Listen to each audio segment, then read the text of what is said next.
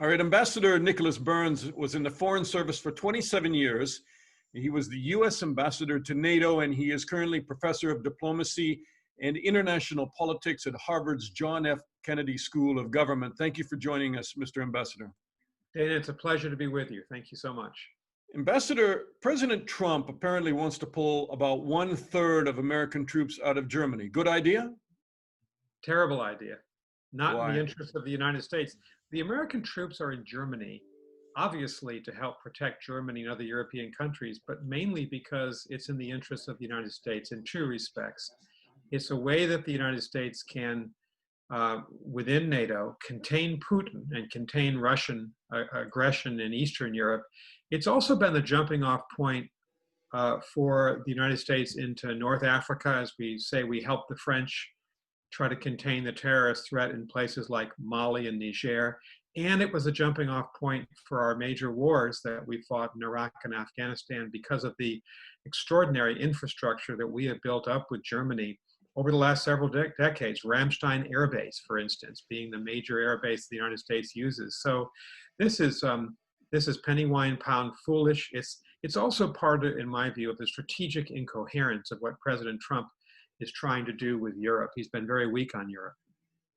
Is this more about his personality than strategy? Because he was angry at Angela Merkel for not wanting to attend the G7. I mean, is this personality, or is this him going back to NATO contributions and all of that? It's not strategic. It appears to be spite. He has had it out for Angela Merkel from the beginning of his presidency. I think he's been more critical of her publicly and privately than just about any world leader. He never breathed a word of disrespect or disagreement with Xi Jinping or Putin or Kim Jong-un, but he's been a consistent critic of hers. And he was apparently furious that she decided not to attend his planned G7 meeting in Washington at a time when it's difficult for leaders to travel because of the coronavirus. We still have high infection rates here in the United States. And I think for a president of the United States to pull 9,500 American troops out of Germany because he's upset with the German chancellor is not strategic. It's foolish. So will Congress allow him to do it? It's going to be interesting to see. I mean, there is, I think, a movement in Congress right now to assert itself, perhaps to pass a resolution against this decision or to try to delay it. Congress does hold the purse strings. One of the other reasons why we've expanded the American troop presence in Germany just over the last 5 years was after Putin's annexation of Crimea and his placement of Russian troops inside Ukraine in 2014 and 15, the Obama administration and the Trump administration have effectively rebuilt the US armored presence in Europe that had been hollowed out to fight the wars in Iraq and Afghanistan. It's part of a strategic effort to make deterrence stronger against Putin as he threatens the Baltic states and Poland, and as he, of course, has acted illegally in both Georgia and Ukraine. So it's a very important strategic move. Congress in both parties had funded a fairly substantial buildup, multi-billion-dollar buildup of American armored presence, and now the president's going to counteract that. He appears not to have had any major discussions inside the administration with the state and defense departments, and of course, the fact, given Donald Trump's record, he didn't let the Germans know ahead of this announcement. This is he wants to bring Russia back into the G7. He talked about doing that. Is that in America's interest right now? No. I was part of the effort to bring Russia, to expand the G7 to the G8 to include Russia back in the 1990s when I was special assistant to President Clinton for Russia and Ukraine affairs. But that was the 1990s when President Yeltsin was in power. We were partners with Russia. Putin is an adversary of the entire NATO alliance.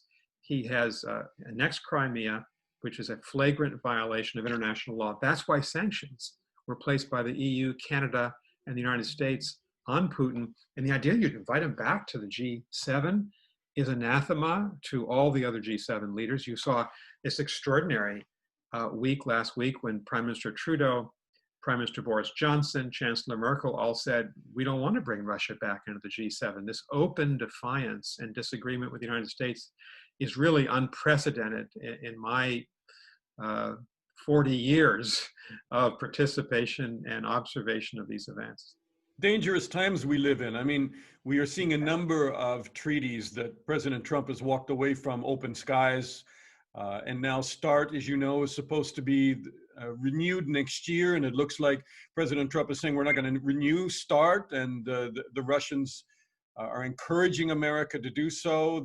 I spoke the other day to Rose Gottemuller, who was the main chief negotiator for the US, and she's talked about how, yes, you could bring China in later on, but in the meantime, you need to extend that treaty and not let it expire. We are entering into a new arms race. Does it worry you when you start adding up all of these treaties we're walking away from, and where that leaves us in terms of the dangers to a nuclear exchange, possibly with Russia and others? Well, I think it's the most dangerous time in terms of nuclear weapons proliferation and instability in the last half century, since President Kennedy and President Johnson began arms control with the Soviet Union back in the depths of the Cold War. I would not blame it, obviously, all on President Trump. I think the Russians are largely to blame. They're the ones who violated the Intermediate Nuclear Forces Treaty that subsided, as you know, more than a year ago. And all of NATO was opposed to that. The Russians have introduced supersonic missiles and other strategic both strategic and intermediate range accords. And so I think the Russians are at the heart of this problem, but I agree that open skies for the United States to leave that was very much in our interest. New START renewal, February 1, 2021. It's a difficult issue because I think there's an argument to be made that we should seriously consider extending it to provide for stability in strategic nuclear arms. But I do think the Trump administration has a point that China is absent from all of these arms agreements. China's now, without any question, a greater military power than Russia, all told. And I think the United States, and I hope Russia, as well as the NATO allies, will pressure China to agree to limits on its nuclear program. And so the Trump strategy here is not irrational. They're trying to convince the Chinese, leverage the Chinese, that they have to be part of the arms control regime itself. Can I just talk to you very briefly about what's happening in America? Yes, please. It is troubling everywhere. And how does this allow the U.S. to preach to others now about human rights and democracy? I mean, largely, I've spent my career, and I know you spent your career, watching other nations and talking to other nations about the way government should work and democracy should work. And America's been that great leader in that. And suddenly now, the shine is off, isn't it? And it's compromising. It's troubling for the rest of the world. And where does it leave America in terms of its diplomacy? Well, we live in a glass house. Race has been a curse on our history. We've never gotten it right. We've never done right by the African American community, going all the way back to 1619, Dana, when the first slave ship arrived in Virginia. And it's been the seminal event and issue in our history. And I think millions of Americans, and you can see this in those demonstrating and speaking out, feel heartbroken over the murder of George Floyd, the systemic racism, the police mistreatment of young African American men. There's so many examples of it, and the racism that exists in our society. And until we get a grip on this, until we truly make progress, it's going to be difficult for the United States to be totally credible on the issue of human rights when we lecture the Chinese, as we should, frankly, on their deficiencies in Hong Kong, on their attitudes towards Taiwan, on their abhorrent treatment of the Uyghur population of Xinjiang province. The Chinese come right back at us with this charge, well, look at your own house. And so I think we're at a point in American history where our greatest weakness globally are the dysfunctions in Washington, the political dysfunctions, the racism in our country, the red-blue divide. We're at a time we need to heal America so that, in part, America can be more effective and honest in our global policy. Are you confident that you're in a healing process, or are you just entering something more dangerous than that? It's interesting. I'm confident that I've never seen the American public more engaged on race than it is right now. African Americans have always been engaged. They have to be engaged. They're the victims. White Americans are taking to the streets and speaking out in a way that I never thought was possible. And I'm old enough to have been 12 in 1968, during the most terrible year in our modern history, with the assassinations of Martin Luther King and Robert Kennedy and the Vietnam War and the violence in our streets. And I think if there is a silver lining in this very dark cloud, it is that people are really standing up here and holding the government to account. And the opposition to what President Trump tried to do, which was to bring the military into the streets to deny the First Amendment rights of peaceful protesters, fundamental to the entire history of the country and the idea of America. It's inspiring to see 4 former chairs of the Joint Chiefs of Staff all speak out against what President Trump tried to do. People are standing up. We just got to keep it going. And I'm going to be very, in a sense, partisan by saying we have to defeat Donald Trump on November 3rd. I'm an advisor to Joe Biden.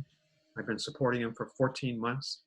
And I think leadership is the key here, in the White House, in governors' mansions, in city halls, in our communities. We need to take back the America that we love and that is so important, I think, to the rest of the world too, that democratic, human rights-oriented America. And that's the one you're talking about, Dana. And I think this crisis is the most profound crisis we've faced, the racial crisis.